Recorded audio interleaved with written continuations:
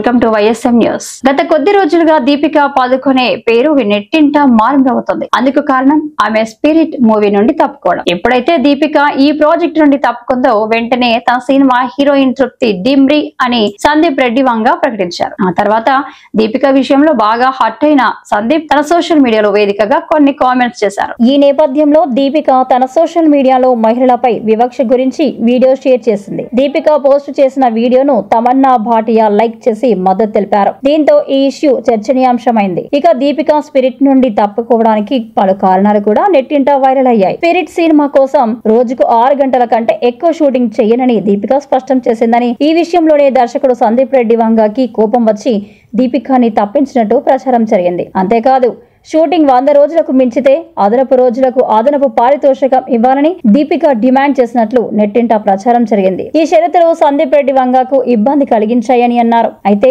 తాజాగా దీపిక ఓ ఇంటర్వ్యూలో స్పిరిట్ నుండి తప్పుకోవడానికి గల కారణం చెప్పుకొచ్చింది. రీసెంట్ గా ఓ డైరెక్టర్ నన్ను కలిసి కథ చెప్పాడు. కథ చాలా బాగా నచ్చింది. కానీ మనీ గురించి చర్చ వచ్చినప్పుడు ఇంత ఛార్జ్ చేస్తా అని అన్నాను. దానికి వారు ఒప్పుకోలేదు. అందుకే నేను వారికి టాటా బై బై చెప్పాను. నా ట్రాక్ రికార్డు నాకు తెలుసు. అందుకే ఆ సినిమాకి నేను ఒప్పుకోలేదని దీపిక స్పష్టం చేసింది. అయితే ఇప్పుడు ఈ అమ్మడు అట్లీ అల్లు అర్జున్ సినిమాలో కథానాయికగా ఎంపికైనట్టు సమాచారం. దీపిక ఈ మధ్య కల్కి చిత్రంతో తెలుగు ప్రేక్షకులని పలకరించిన విషయం తెలిసిందే.